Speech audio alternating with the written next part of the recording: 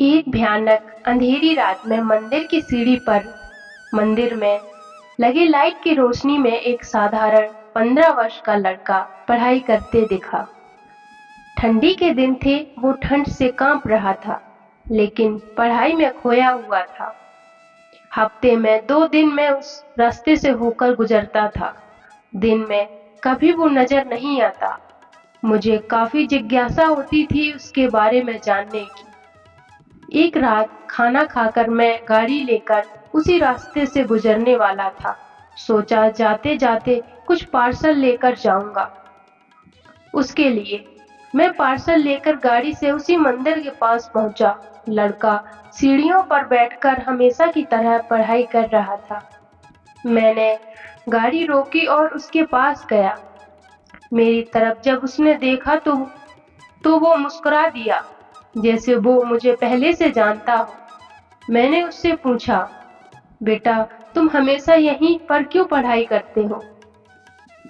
Sir, मेरे घर में बिजली नहीं आती, मेरी माँ बीमार रहती है और तेल डालकर दिया जलाने लायक मेरी परिस्थिति नहीं है। बस इसीलिए मैं यहाँ आकर पढ़ता हूँ। तुम मुझे देखकर मुस्कुराए क्यों? मैंने पूछा। क्योंकि आप भगवान हैं। वो बोला, ऐसा नहीं है। मैंने कहा, नहीं आप भगवान ही हैं। वो बोला, चलो वो सब जाने दो, मुझे बताओ क्यों तुमने खाना खा लिया? क्योंकि मैं तुम्हारे लिए खाना का पार्सल लाया हूँ। देखा, इसीलिए मैं आपको भगवान कह रहा था। आज मुझे बहुत भूख लगी थी। सुबह से मैंने कुछ भी नहीं खाया, लेकिन मुझे इस बात की जरा भी चिंता नहीं थी।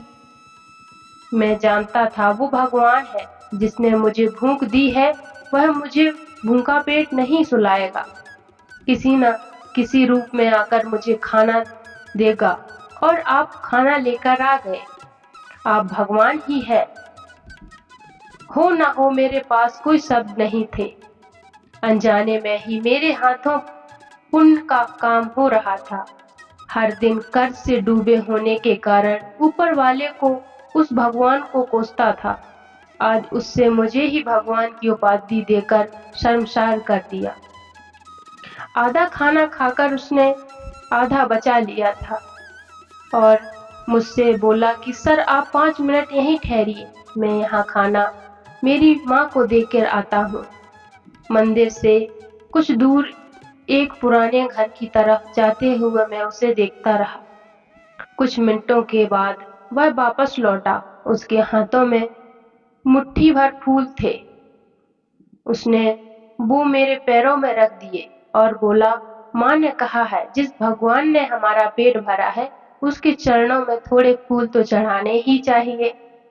मेरी आंखें बंद हो गईं और उसमें अपने आप आंसू निकल आए। आंखें खोल के मैंने उसके पुराने घर की तरफ देखा। उस घर के सामने बड़े पत्थर में भी मुझे प्यारी सी मुस्कान दिखाई दे रही थी। उस लड़के की आंखों में मुझे फरिश्ता भगवान दिखाई दे रहा था। दोस्तों, कहते हैं कि भगवान सबकी मदद करते हैं, बस वह खुद सामने नहीं आते। किसी न किसी के जरिए हम तक वह मदद पहुंचा देते हैं। बस जरूरत है तो उन पर विश्वास करने की। तो कैसी लगी आपको ये कहानी दोस्तों, जरूर बताइएगा। प्लीज आप मेरे चैनल को सब्सक्राइब कर लीजिएगा एंड बेल आइकन को प्रेस कर दीजिएगा। और जो गलती हो गई हो उसके लिए क्षमा कर दीजिएगा। जय हिंद।